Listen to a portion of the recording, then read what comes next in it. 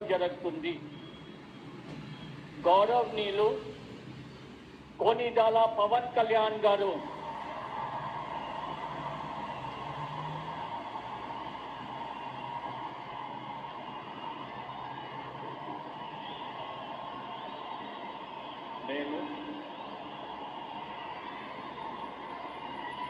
కొనిదెల పవన్ కళ్యాణ్ అనే నేను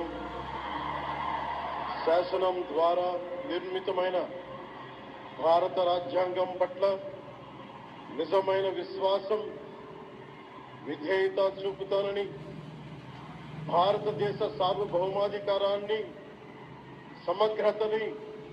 కాపాడుతానని ఆంధ్రప్రదేశ్ రాష్ట్ర మంత్రిగా నా కర్తవ్యాలను శ్రద్ధతో,